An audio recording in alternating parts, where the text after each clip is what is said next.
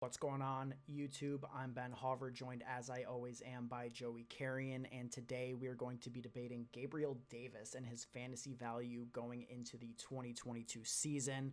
If you guys are familiar with our channel at all, you know Gabriel Davis has been a long-standing figure.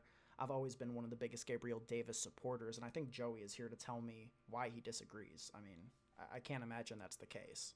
Yeah, honestly, if you go down on this channel and look at some of the videos that we posted last year around this time, I think we did the same video about Gabe Davis. And that was with him being like a 11th round pick, if I'm not mistaken, right? And obviously, I ended up being right about Gabe Davis for 2021. I think for this season specifically, it's not that I don't like him as a player, because I think he is a solid wide receiver and will probably go on to have a solid career. I just think he's being a tad overdrafted in best ball right now. And if you don't know what best ball is just where you go on these specific sites, you draft your teams, and that's it. You draft, you don't have to do waivers, you don't make trades, etc. You just draft and you're done. And if you're interested in drafting best ball teams, you can go to drafters.com. The link will be down below in the description. If you sign up and deposit a minimum of $10 and use our promo code DOSE, D-O-S-E, you will receive a free entry into their early NFL Best Ball Championship. It's a $5.55 entry. The contest closes on the 28th of April, right before the NFL draft starts. Closes at 6:30. So make sure you go and start drafting over there. Yeah, I mean, definitely go hit the draft streets, and don't be afraid to fade Joey's opinion on Gabriel Davis. Like, if you want to be a true champion, Gabriel Davis is the player that you're going to want to be drafting over on drafters. So, I mean, let me just tell you straight up why you're wrong about Gabriel Davis.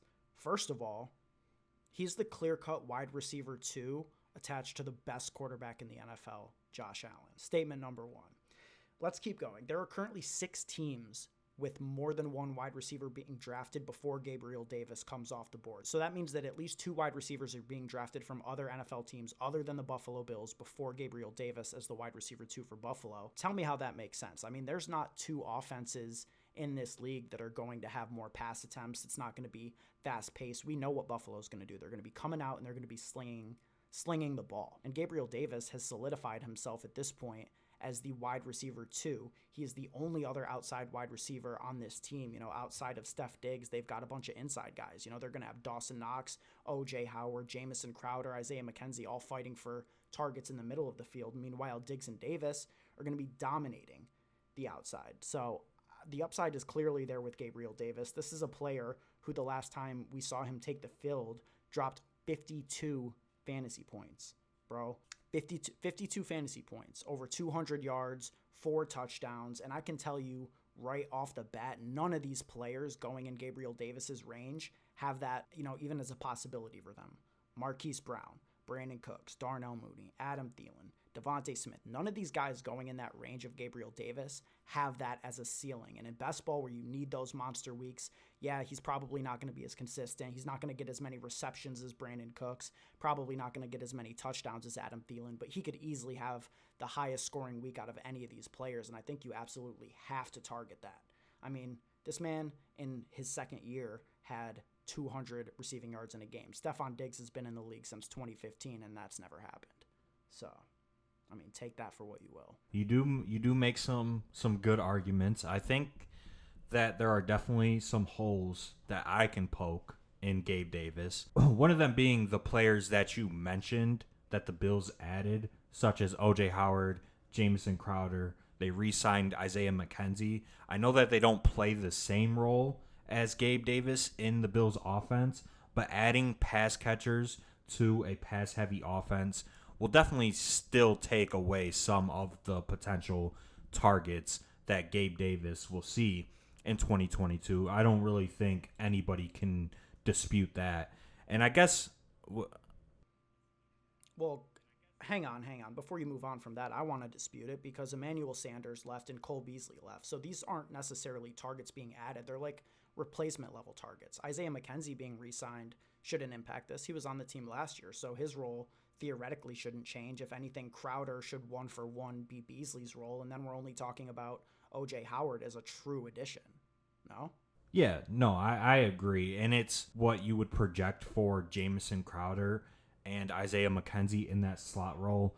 Because taking a look at Cole Beasley's 2021, he had 112 targets, which was second on the team for an 18% target share. So how much of that goes to Jamison Crowder, who has shown that he is a very capable wide receiver in the NFL? Like, I truly don't believe Jamison Crowder is a scrub by any stretch. I think we can also project Isaiah McKenzie's role to grow a little bit, and he only had 26 targets last year. And then, you add in OJ Howard, a pass-catching tight end out of Alabama. Obviously, it hasn't, clicked for him in his career under Bruce Arians, but some guys just get on the bad side of Bruce Arians and they don't produce while they're playing for him. So maybe OJ Howard comes in and averages 3 targets per game, and they went out and kind of made it a priority to add another pass-catching running back. We saw them